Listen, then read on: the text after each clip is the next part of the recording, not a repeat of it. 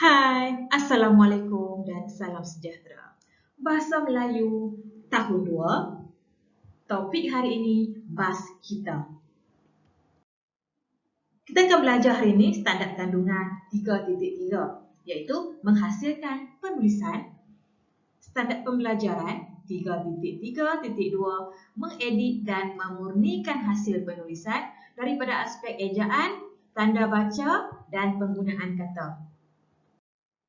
Objektif, pada akhir pengajaran, murid dapat mengedit dan memurnikan hasil penulisan daripada 3 aspek, iaitu ejaan, tanda baca dan penggunaan kata.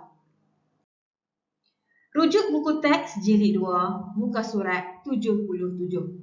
Buku teks jilid 2, muka surat 77.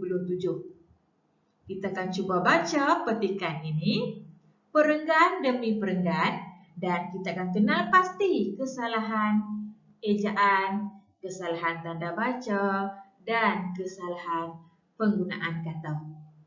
Adakah kamu telah bersedia? Mari kita baca bersama-sama. Bas kita.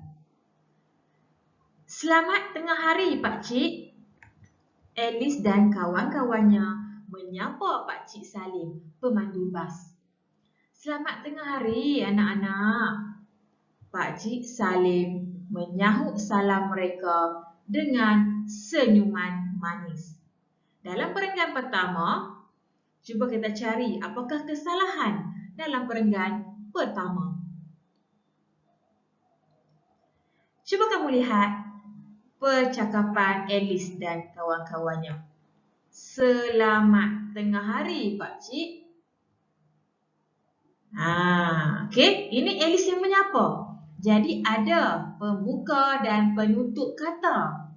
Ada pembuka dan penutup kata. Okey. Apabila percakapan seseorang, kita perlu letak pembuka dan penutup kata.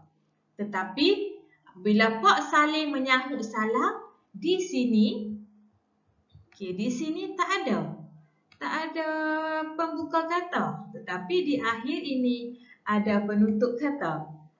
Jadi kesalahan di hadapan ini. Okay? Kita perlu letakkan tanda pengikat kata. Okey, jadi di sini cikgu dah sertakan, cikgu dah cuba buat pengikat kata, tanda pengikat kata di sini. Sebab di sini tadi kan. Okey ya. Baiklah, kita lihat perenggan kedua.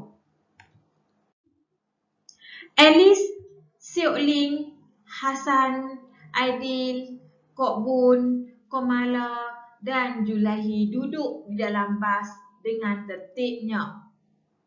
Alice duduk bersama-sama Siok Ling. Hasan pula duduk bersama-sama Julaihi. Alice dan Siok Ling membaca buku cerita. Hasan dan Julaihi pula bercerita tentang tugasan sekolah. Mereka tidak membuang masa. Dalam perenggan kedua ini ada banyak kesalahan. Kita tengok ayat demi ayat. Kita lihat dulu ayat pertama. Cikgu gariskan di sini. Ayat pertama. Dalam bas itu ada 7 orang murid. Yang pertama Alice. Yang kedua Siok Ling. Yang ketiga Hasan. Yang keempat Aidil. Yang kelima Kok Bun. Ada Komala dan juga Julaihi. Tetapi apa kesalahan dalam ayat ini? Betul, sepatutnya kita perlu letak koma pada setiap nama murid itu. Ini contohnya. Okay, kita letak koma. Alice ada koma. Siok Ling ada koma. Hasan, Aidil, Kok Bun. Jadi kesalahan ayat pertama ini telah siap. Kita lihat ayat seterusnya. Alice duduk bersama-sama Siok Ling. Hasan pula duduk bersama-sama Julaihi.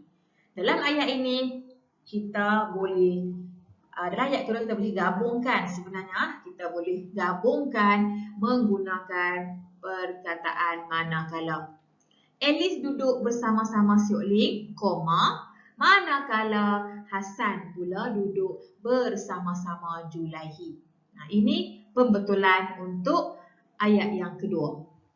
Kita lihat pula yang seterusnya. Okey, kita dapat lihat Alice dan Seok Lee membaca buku cerita. Ada kesalahan ejaan. Cerita, buku cerita. Kemudian Hasan dan Julaihi pula bercerita tentang tugasan. Adakah Hasan bercerita? Sebenarnya dia berbincang. Dia berbincang tentang tugasan sekolah. Dan lepas sekolah itu kena titik. Ada titik sebab selepas sekolah itu dimulai dengan huruf besar mereka. Jadi ada kesalahan di situ. Ada kesalahan di situ. Kita lihat perenggan seterusnya. Okey, kita berbincang. Budak-budak itu menjaga bas Pak Salim seperti menjaga kereta ayah mereka. Mereka tidak mencunting atau merosakkan tempat duduk di dalam bas itu. Pak Salim seronok melihat disiplin Alice dan rakan-rakannya. Apakah kesalahan yang kita temui? Yang pertama, budak-budak. Yang lebih tepat, murid-murid. Seterusnya, menconteng. Menconteng. Seterusnya, duduk. Duduk.